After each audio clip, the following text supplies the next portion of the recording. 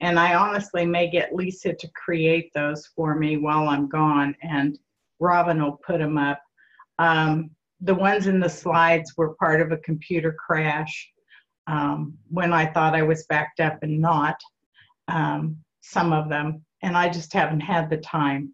I've been out more than in the last 10 days. My mother broke her hip, so it's been an exciting time. So before we start, I wanted to answer some questions about homework last week, or 2 weeks ago, the first session. So when you do your cash flow, it is a calendar year. So it's you're trying to get to how much money will I have in the bank on December 31st, 2018. That's the net result of what a cash flow is going to do for you.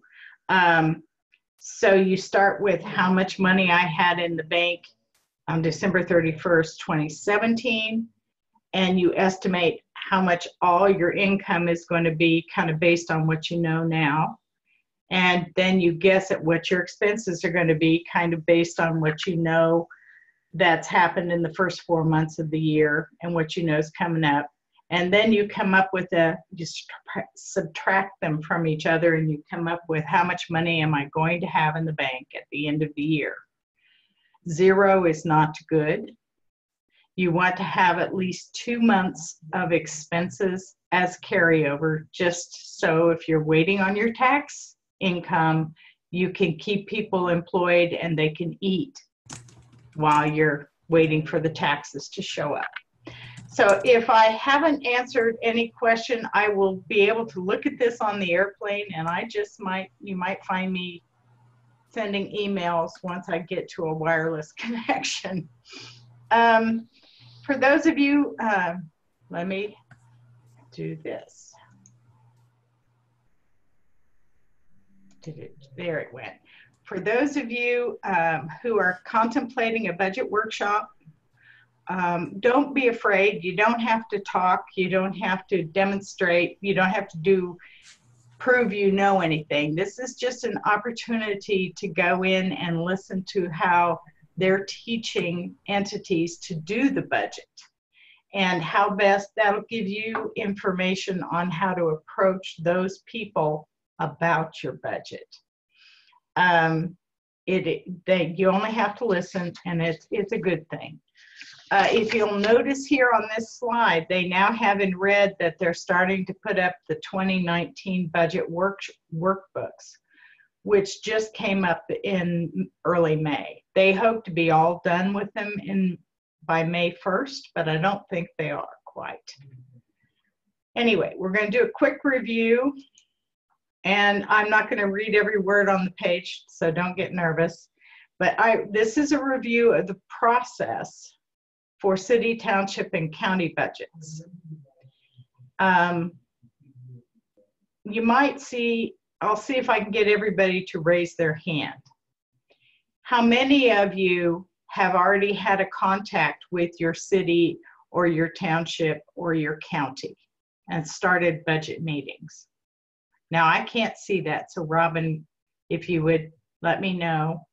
And if you have any comments you'd all like to make about that, if you've had contact, feel free to speak up.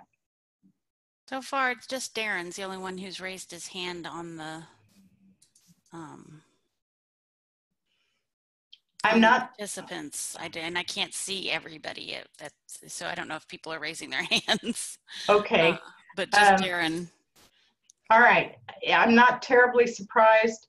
I expect that's going to happen. It's going to happen this month. So we're going to talk about getting prepared. We're in that March to May period, and Stephanie raised her hand, and Jessica said she can't raise her hand, but she's been talking to a city administrator. So good. That's the three so far. Good. So, and I have bolded here on this slide the November certified valuation. The thing to remember when your entity or you as a district start budget planning In June, the county clerk has an estimate of what they think the valuation for taxes is going to be, what the total valuation of your area is going to be. That gets revised by November 1st to a final valuation. And your mill gets adjusted accordingly. And we're going to talk more about this.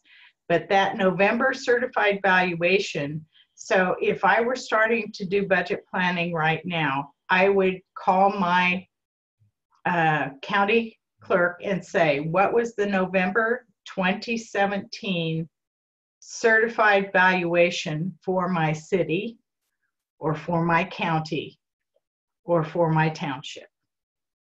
And she can tell you. And we'll talk about what to do with that later in a minute here. Now, these are things about district libraries. We've got all types of libraries right now. This is the first class, I think, where I've had county, city, district, and township libraries. So I can't leave anybody out. So I've got all this information here. You scroll through it at your leisure. And if you have any questions, fire them off. And everybody, start with your consultant. That's the other thing I wanted to say. Since I'm going to run away for a little while and be out of the country, start with your local consultant. If you have a question about your budget and you want to know what to get done, start there, because your system knows you and your library the best, and they're the good first point of help. And then as you get into process, if you have some questions, go ahead and send me an email and I'll get to that as I can. I just can't promise how quickly. And just a quick aside, I did talk to Jim, who is the temporary director of Southwest. And oh yeah, send it all to him. That's a good idea. Yes, go for it. He's more than happy to talk to you guys about okay, your edit this part out of the recording, right? But yeah, send those questions to Jim. Jim knows. If your consultant has any concerns, talk to Jim. Excellent idea. Thank you, Robin. And I don't know where people got that idea. Okay. Talking about cash flow, what it is a comparison of where you thought you were going to be to, this is kind of an intermediate, okay, now that I'm a quarter of the way through the year or a third of the way through the year, is it happening like I thought it was going to happen? That's what you're trying to get to with cash flow. It isn't any miracle thing. It's not really meant to be hard. You just are trying to get a baseline grip on how much money will I have left at the end of the year. This is what we went through last time on how to determine carryover. Sounds fancy, but think of it as if it's all the dollars I could spend at the end of the year. Might be in a checking account only, might be in a checking account and a savings account, or a really short-term CD. But it's money that you could spend. If you have a capital improvement fund, that's not part of this. That's a separate thing. And we can talk more about that. In fact, you know, we could do some chats on different things as we go on if we had to. I could record some things and stick them up on the website. So district library budgets, they really in many ways, they are blessed because they can determine their own budget, but they're also cursed because they determine their own budget. They are alone. So if they don't do good planning and the air conditioner goes out, they just sweat until they can get more money rounded up to fix that, because there's nobody to go ask for help. So it's kind of important if you're a district library to know about the budget authority. These are things true for everybody, that you are the ones that determine how much money you need, and the entity is supposed to levy it. Now that implies that you've done your due diligence and you're asking for the right amount of money. And it also implies that the city has full confidence in you, or the township or the county, and they're going to levy what you ask. It's a two-way street. It's a trust building exercise. You're new. So this is the beginning of your journey here. Don't expect this to just be perfect right off the bat, because you're going to be repairing past relationships and building new ones. So just do the best you can. Talks about what you're looking for as you get into this budget planning process like we went through last time. These are just refresher slides. And there's a district creation timeline. Now, here's where we start with, just some reminders. And no, I don't have this. I told you I don't have this done yet. But she color-coded hers. Now, visually, this helps me as I look at this. May not make any sense to you. If it doesn't, don't do this. This is just one way of laying out all your funds. And the whole purpose there was the things that are in blue were the tax funds that were being spent. And those are the things she needed to develop her narrative to take to the city. She coded it blue so she could say, here's what your tax dollars are paying for and why it's important. That's the issue and the importance there. This, as you look at it, you'll see E-rate. We had a question about E-rate income. Some of you may have a reduction on your internet bill instead of getting a check back. Your bill gets reduced as you go. I would figure that dollar amount of the deduction, and I would show it as income, and I would expense the full amount of what it actually costs for your internet connection. And here's why. You're not assured that E-rate isn't going to go away. And by putting the reduced bill amount as the only thing you show on your expenses, you don't have a real good grip on how much does this really cost. So if E-rate went away, what would I have to pay? And I just didn't want you to lose track, because governments have a habit of, we do a calendar year, and the federal government and the state government have a habit of changing things right in the middle of your calendar year. So I want to make sure you're planning for full expenses in case that ever happened. And if anybody still has questions, we can talk one-on-one. But that's why I have an E-rate income. Now, I personally, here at the office, and I would encourage libraries not to take a reduced bill, but to ask for that check back for that very reason.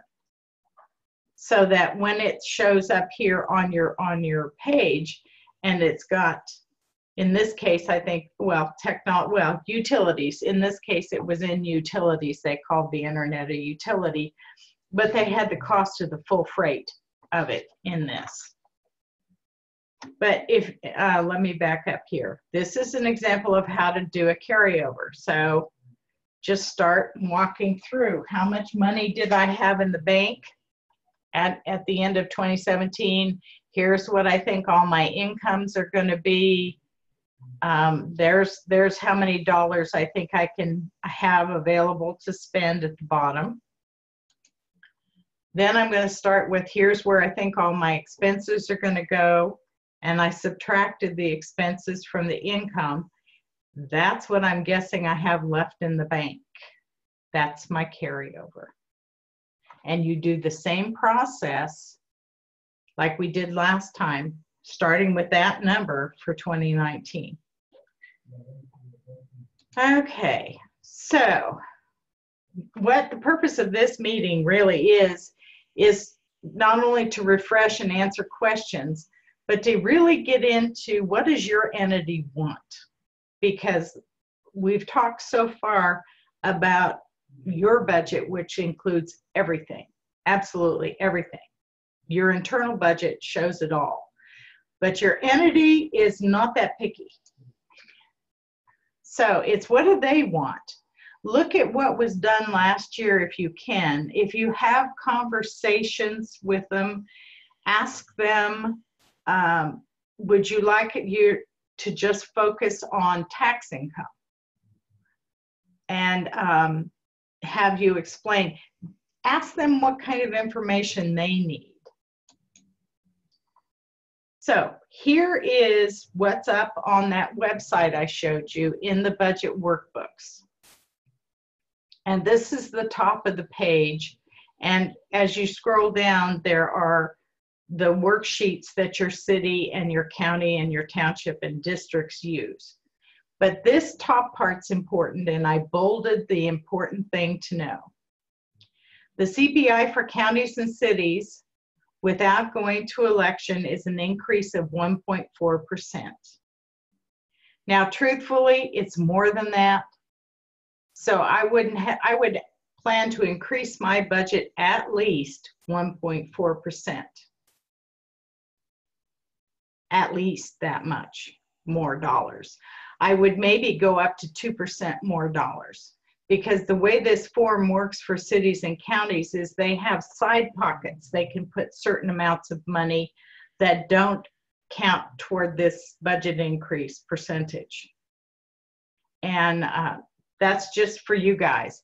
For the townships and the special entities, the rate of increase without having to put a notice in the paper is 2.1%. That gives you an idea of at least you ought to increase at least that much, and possibly a little more if you need to. But in terms of dollars now, I'm not talking mil, I'm talking dollars. So the total amount of tax income you received last year, you ought to increase it at least 2.1%. Now, and I give you the link. The important thing here is this city county lid template. And they left it out of the form again this year. I'm not sure why. I go to my budget workshop for the state at the end of the month.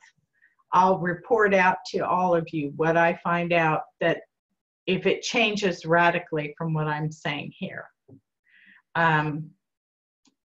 So this template, the important thing to know about this template for a city or a county library is that, and I've changed this to white, is that the library dollar amount comes out at the very beginning. The 2018 tax money for the library comes out of the calculation at the very top of the page. You're not part of what can force that city or county to an election.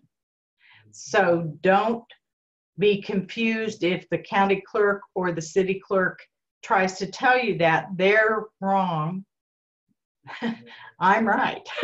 I'm just saying your budget comes out at the beginning, and then your 2019 budget goes back in after it's determined if the city has to go or county has to go to an election. That's the key point to know. And so just know your 2018 budget comes out at the start of their working through this form, and your 2019 budget comes in at the bottom. So you're not part of the problem, is what I'm trying to say as clearly as I can.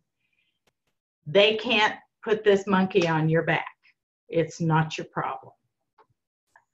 And that is only true even if you have a charter ordinance. That's true. In almost all cases. I would just act like it's true, because I only know of 2 libraries in the entire state that have different charter ordinances than the rest of the population. So even if you have a cap on the number of mills that you can levy, it's still true. Yours comes out, and then your new one goes in at the bottom. Anybody have any questions about that?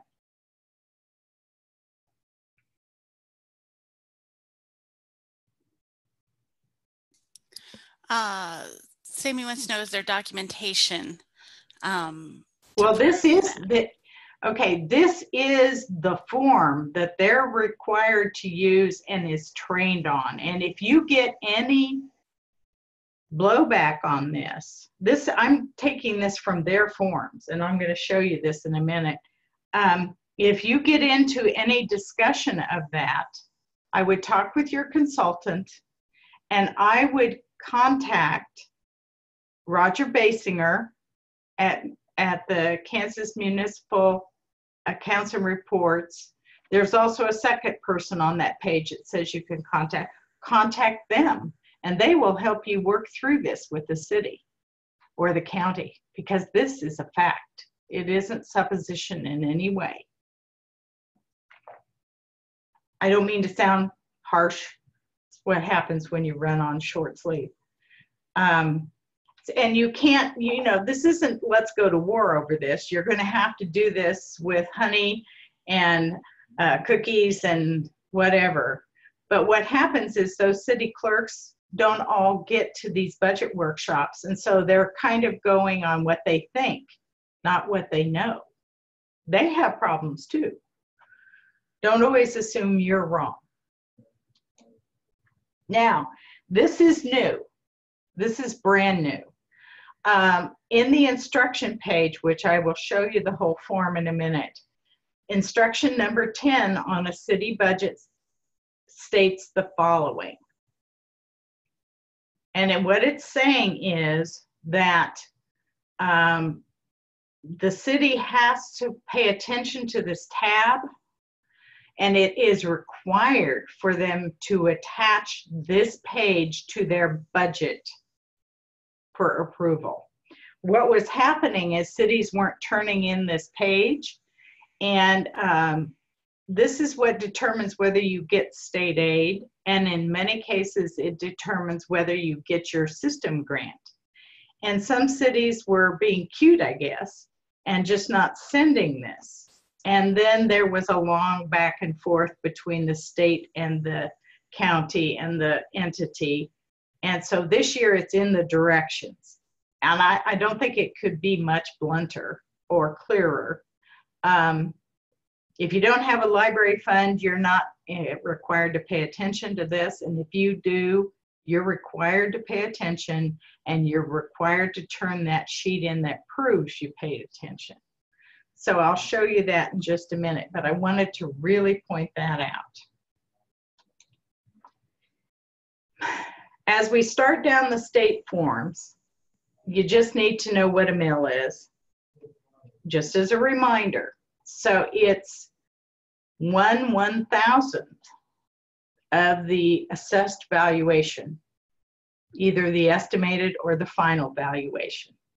So whatever that final valuation number is, if you multiply that by 0.001, you know exactly how much 1 mill will raise for your library. Let me say that again. Take that assessed valuation and multiply it by 0.001, and you'll know exactly how many dollars 1 mill of property tax raises in your community. And I don't want you to start with that, but that's an important part of the process. We're solving for X down here. And it's important to know, well, and actually on this form, I misspoke. We're solving, if you come across and look at the library line where it says amount of 2017 ad valorem tax, under the library, if you go to the library column, it says $62,858. That's taking this total assessed valuation this 5977,909, and it's supposed to work right, multiplying that by the number of mils at 10.515 mils, which is 0.001015, okay? No, it'd be 0.010515, okay? That's where those math figures come from. I should have turned a pointer on, but I'm not good enough. So we'll get better at that someday. This is a city budget that I've got showing for last year. This is for the 2018 budget for Overbrook. Now, on the library page itself in this budget, you'll see that up here at the top, there are a whole row of X's. You're doing algebra. When you do your budget, you're doing algebra. You're solving for X. And see, you hated algebra in school and it's coming back to haunt you. This is real life though. So this is what that form looks like. Now, I'm going to take a minute and I'm going to try something, and Robin's going to help me get back on track if I screw up.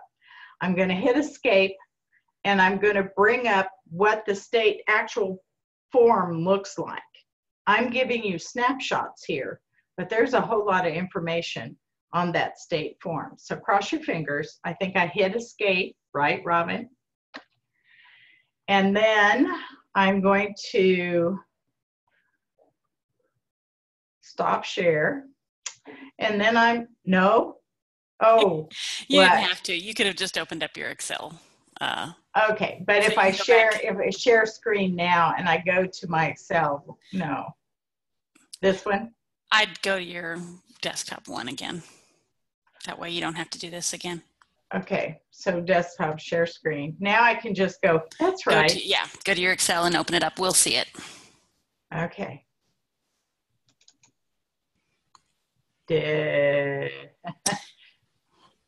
Well, there were two sheets there. Did you click on the one you wanted? There you go. Here you go. All right, minimum success. We'll get better at this. So here are all on this tab. This is a whole Excel worksheet. I mean, it's got a workbook. It's got multiple sheets on it. And this is what your city is going through. So have some pity. They have to put in a whole lot of information. But number 10 on the instructions up here, there, number 10, that's where I made that bold. I copied and pasted that into the slide to show you. So they get this whole list of instructions. Then they have 2 pages here of inputs. And then this is another one. So when they fill all these pages out, it flows to other parts of this workbook. It pre-fills them in. So right now that certificate's pretty blank. You don't see anything there but library. I picked a city form with a library. Other things will get added on here. We'll go back and look at Overbrook again. Then there are 3 different computation pages that they have to mess with, along with that template I showed you earlier, which is a different thing. This determines how much motor vehicle, this page determines how much motor vehicle money you're going to get. Whole bunch of things you don't really need to know about, yada, yada, yada. And then here's the red tab. One red tab in the whole book. And this is the page that they are requiring cities. It automatically gets filled in by what they type in on those pages. And if it doesn't say qualify, they're telling the city, go back and fix that. Now, that's what you're looking for. You want to see this page and make sure it says qualify in at least one place. These are 2 different tests. So the first test is, are you getting more tax income than you got last year? So if the answer to that is yes, you'll qualify. The second test says, basically, if your property valuation dropped like a rock, and you're still trying to levy the same amount mill rate that you levied in the last year, they'll qualify you for state aid, even though you'll have fewer dollars than you had. Because remember, it's assessed valuation times 0.001. If assessed valuation goes down, to keep the same amount of money, you'd really have to raise the mill. So they're saying, if you at least keep the mill rate the same, we won't penalize you because we know you're in an economically depressed area. It's basically what that says. Now, the city has a whole bunch of stuff they fill in. Here's your page. And you get the bottom half of the page. You don't even get a full page all by yourself. So that's what it looks like blank. Okay. The key thing is, I would like to see, your goal should be that for tax dollars, now that's not real money in the bank, but from the city or township or the county's perspective, this top line should be 0. You spent all your tax money. You carry over other kinds of money. Comes from other places. In some cases, it can be your system. It might be the actual amount of money you had in the bank at the beginning of the year. But the goal here is to spend all your tax money. Because if you don't spend all your tax money, why did you ask for it in the first place? You know? And what happens is, if you have big dollar amounts that show up here, it reduces the amount of tax you can have. So if the city is holding on to money, which is what this really says, you need to talk to them about giving me all the tax dollars they have. Don't let them hold them. And I know I'm talking down and that camera's up. Sorry. Just looked at myself and went, oh God. All right. There are a whole bunch of other pages here that the cities have to fill out. It goes clear down over here to, you see all this? Doesn't this just make you feel sorry for them?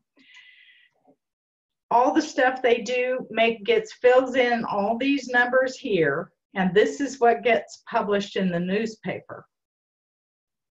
Okay? I just wanted you, and there are other things clear out here. So now you've seen an example of a workbook, and I just wanted you to really know why I say what I say about what they care about, because they have a lot to say grace over. They have a whole lot of numbers they're putting in this form. Now let's go back here, and we'll go from current slide, and we got to switch again. Am I getting good or what, Robin? Anyway, here's what happens when voila, all that stuff gets filled in. But this is that budget summary. This is what got published in the newspaper for Overbrook last year. And the important thing to know is, on the library's part of that budget page, do you see how detailed that breakout is? It says general government. Whoa, didn't mean to do that. Oh. I won't click. Under expenditures, they have one line, and they're saying it's going to be $74,003 of tax income that is going to get spent in the city of Overbrook in 2018. If we get 100% of all our tax income, which never happens, but this is their expenditure authority. they can spend up to $74,003 of tax money. And if you look at the very top part, Overbrook held on to $3,698 last year. And Kyle and I talked about that. That was, what are they doing? And get that out of their hands. And they're estimating they were going to get $3,000 of delinquent tax, and then all those motor vehicle taxes under the green $3,000. And the X is down at the bottom of the page, $62,858. So that's how it happens. But the key point is they have a one-line entry for all those expenses. So you don't have to, in this case, for this city, you wouldn't have to go in and belabor the point about your entire budget. All you have to go in and do is tell a story that makes sense about why you need to have $74,003 of tax income. That's all you have to do, and they'll fill out the form so you get it. Now, this is what the certificate page looks like. And so this is the 2018 budget. And so down here in November of 2017, in the lower right-hand corner in blue, you will see there is a blank space. And the county clerk goes back in and writes that dollar amount in on that form. And if it didn't get sent to municipal accounts and reports that we talked about earlier, where you can look at it, you call them and say, what was that number? As you start your budget planning, okay? I don't mean to bore everybody, I'm sorry, but it's kind of important you know this. Now, if you have an employee benefit fund, which is a separate tax levy, this is the page that you would fill out. So here is, actually, this is a district library, and they have a library employee benefit fund. Okay. And they actually filled out their form wrong, but I'm not going to tell them that now. There was their qualify.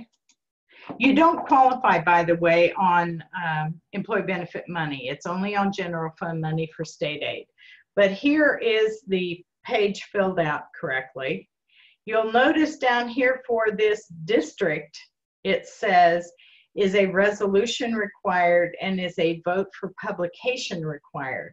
The form automatically figures this out for you because as a district, you're filling out this long form, or you're getting your consultant to help you and maybe your county clerk to help you. As a district, this is that Excel spreadsheet I showed you. It's yours, baby. It's all yours. And so if you need help walking that through, call Jim or wait till I get home and I'll help you if your consultant can't. And I think your consultants can in most cases. I'm very confident of that. Now, when it says, are you required to pass a resolution, this comes in the workbook. So it gets all filled in for you, and all you have to do is print this page out and approve it at a board meeting.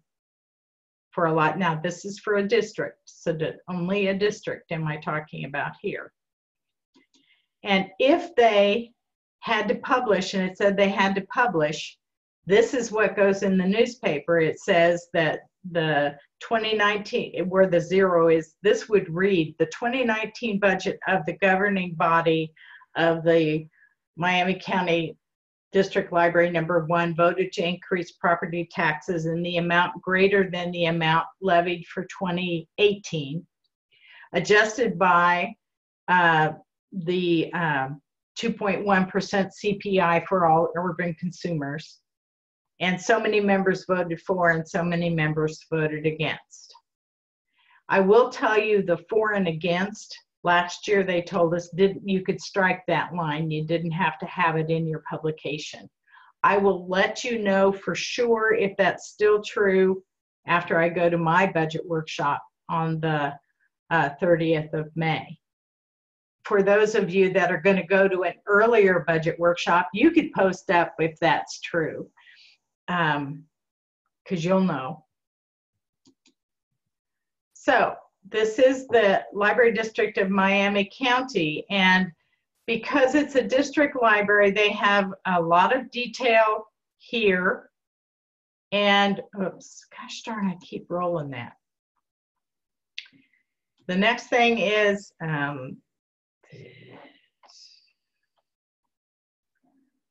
they were going to levy $571,141. I know I'm making you seasick. And employee benefits, you notice this is a good example of a bad example. You notice they didn't even bother to call it anything under expenditures, but they asked for a dollar amount. For those of you that have an employee benefit fund and you're going to levy through your city or county or township, I would at least have something that says employee benefits underneath there. But the important thing to know is that the employee benefits are composed of these kinds of breakout items. The employer Social Security, the Medicare for the employer, Kansas unemployment is paid by the employer, workers' compensation is paid by the employer, and whatever part of any health insurance or other things that the employer pays. So those are types of benefits. And you could just put the grand total there on that line, but that's what goes there. I think if you can go through the slides slowly, it'll make more sense to you and seem less like a blur, but I'm trying to compress a whole lot of information in a short period of time. This has to go to the newspaper by August 5th, technically, and you have to have your budget hearing if you're a city or a county or a township. You have to have your meeting by the 15th, and your paperwork goes in the 25th. These are not things you do. These are things your entity does. So to recap, the simple thing is your budget and their budget. What income sources do they want you to show? You know you have other income sources, but if they don't want to know about them, don't talk about them.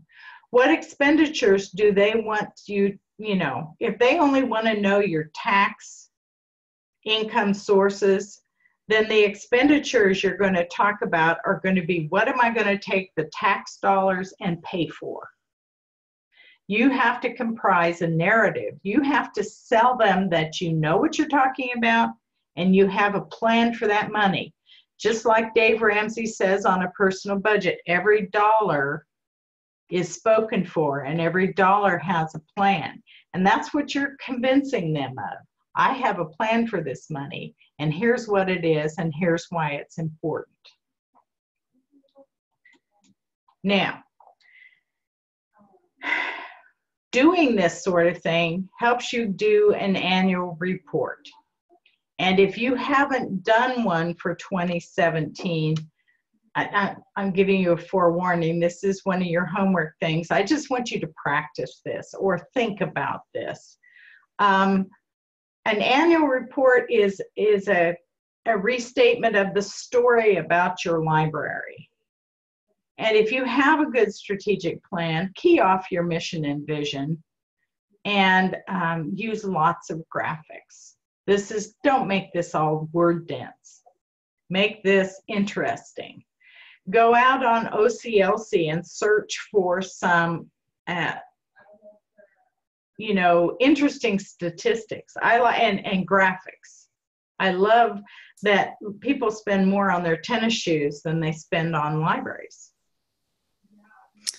Colleen has a question here about submitting information to the clerk. Is there a form that we should submit? We've submitted a spreadsheet of expenses in the past, but from what you said, we don't have to show everything? Well, and what, are you a county library? Colleen, yeah, I think she is. You're going to Canton give them, County. you know, it's all public record. So you're going to give them what they want. We're not hiding anything here. So give them what they want. But what I'm saying is, if you do a presentation to the commissioners, don't drivel on about the spreadsheet. Kind of make that in a format that I see you guys yawning sometimes. Get it in a format that grips them and tells a story is kind of where I'm trying to go. And Darren said, who's the Coffee County librarian, his county sends a form that specifies what they want. So right, and that's nice. And then you they'd can be able to ask for that. You know, and if they don't have one, just ask for how much detail they want. Because even a county library has outside sources of income, but mostly they're really keyed on what are you going to spend these tax dollars on? And so they have to be able to justify it to their constituents too, who say, why is the library getting this much? Well, here's what they do with it. So that's kind of telling the story, using your annual report. These are examples of things that help you tell a story. This is a library use calculator, and you can put this up on your website, and people could go in and figure out. So this I actually did. I borrowed 25 books one month and looked at 5 movies and checked out 12 audiobooks and had them do 9. And I was in school. You can tell I was going to school then at Slim. But, you know, I used $900 worth of I didn't have, my tax dollars generated $900 worth of stuff for me. So this is sort of a good thing for people to be able to type in here and get an idea of what kind of service they're getting from you. You can change the list of services, and in the background of this, you set a value for the service. You know, the books borrowed at a set rate that you determine for an average cost of a book. These are kind of interesting, and they, you know, maybe you put this up on your Facebook page. Take the test. How much value did you get out of your stuff? So if I had these specific facts, I want to make it interesting. So I'm going to take those facts and I'm going to tell a story about them. And I'm going to say that the Reality Public Library saved the taxpayers $1,316,600 in 2017. It is a much more gripping statement than what was in that fact page. And I'm going to have you go back and look at that fact page and then walk with this, you know, print that out and look at this and see if you can figure out how I got there. If you have any questions, I'll help you. Stephanie from Cedarvale says they've started printing out that slip that shows the dollar amount the patrons saved by checking out materials at the library. Excellent. I know some ILSs do that easily. And then Sammy from Parsons said that she included this in her budget report. Excellent, excellent. This is all great. But this is, so when you're telling that story, I need this many tax dollars, and last year I asked for this much, and I actually saved the taxpayers this much. What I'm saying is take it to the story. You want to grip them. You can figure out how much library support actually costs in your area. You can take it to a return on services. There are lots of things where people have gone and done public information studies, and they've come back and said that of all the public entities, that public libraries often outpace other sectors in the efficient use of tax dollars. And what I'm trying to pump you up for is you're not a drag on the economy of your area. You are a boost to the economy in your area, and you don't have to apologize for anything. This is one of my favorite quotes when we're talking about numbers, and it's called Own Your Numbers. I know the book is a little old, but I love this statement about knowing your stuff and where your stuff fits in their stuff, how your stuff impacts their stuff, and why it's important. It's a good thing to walk through. Homework. This is a review of what I asked for homework. I'm not gonna ding you because if you didn't all get it turned in. My point is you had to start here to get to the information we talked about today. You're gonna be doing this anyway. So whenever you get around to it and send it to me, I will be looking at it. I just wanna know you thought about it and incorporated it in your process. And before you move on to the homework for today, Darren wants to know how you address the positive impact of employment and salaries to the county, or do you just not even attempt? Well, the average, you know, I would go in if I were you, and I would look at the total payroll costs of the county. And you can do that on their general fund page. Look at their salaries and then go to their benefits and look at their benefits and look at the total amount of tax dollars that they're spending and get a percentage. And say, you know, you're going to find in industry that ranges anywhere between 60 and 75% of the cost of doing business. Because in any service-oriented business, the most important thing are your people. You can't have every book. You don't have every database. You can't get people, you can't internally hold every piece of information your community will need for whatever they're doing. But your people can get them there. And that's the value. And so, does that help, Darren? I would do a comparison because, and share that and kind of talk, that's where stories come in about what your people did for the community. You know, we had this community request and here's how we helped them get to the answer they needed. It's not about you telling them what's right or wrong, or here's what I think, or here's my selection for the information. You're helping them get to what they need to get a job, to keep a job, to learn new skills, to find out health information, and on and on. So, okay. He says yes, that was helpful. Okay, good. Not everybody does a lot of things with numbers. You'll get better at this. I want to encourage you. You will get stronger and better at this the more you do it. And frankly, it's all part of your job and it's not going away. So if you're going to like your job, you're going to get better at this. It's going to become less of a, oh my goodness, what am I doing sort of thing. It will get better. Homework for webinar number 2. I want you to play with the idea of an annual report. If you don't do one, I would suggest you should do that. And then you have that as a promotional piece. So if the one for 2017, you're handing that out all over the place in 2018.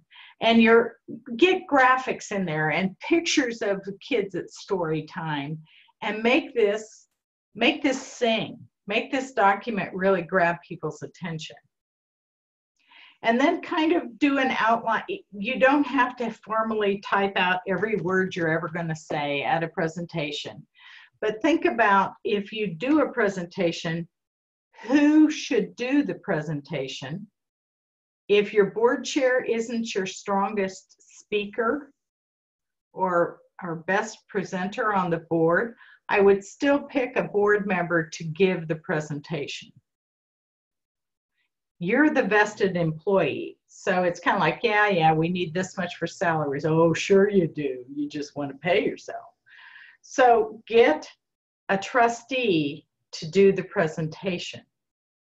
And you can give me an outline, 3 key points you're going to talk about, any story that you think will help sell it. I just want to know you've thought about this.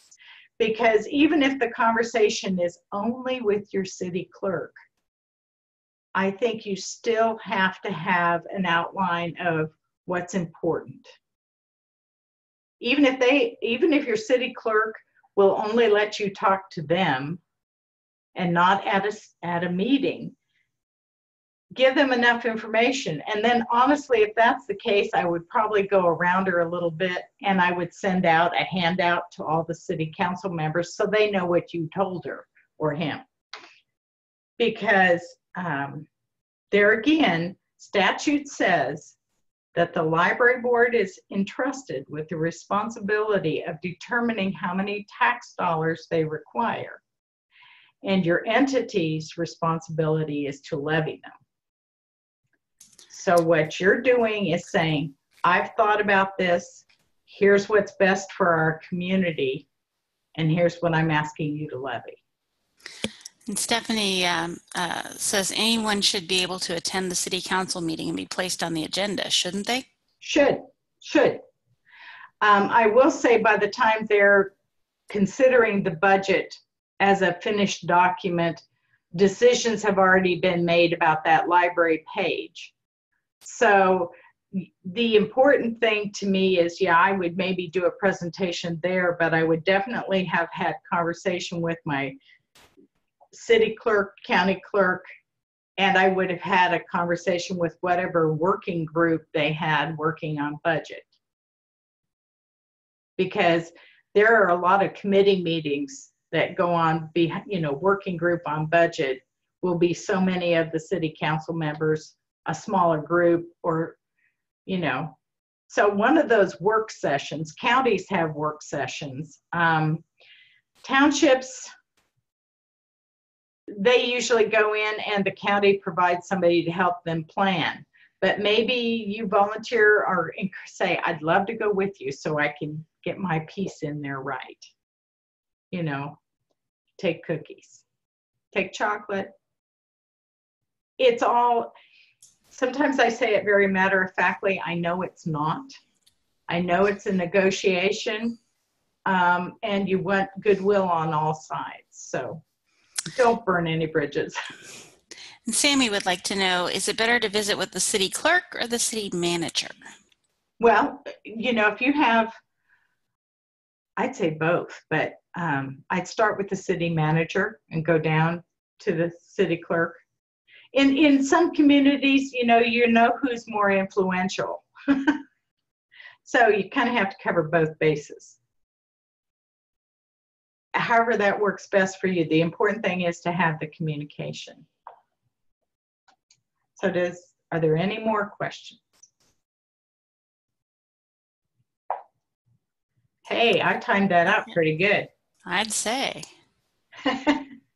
All right, I don't see anything else in chat. So, okay. Of course, email is always, if you have questions, you can always email, maybe not Laura, because I don't know if I mentioned she's going to Europe at the end of the week. Not that I'm jealous.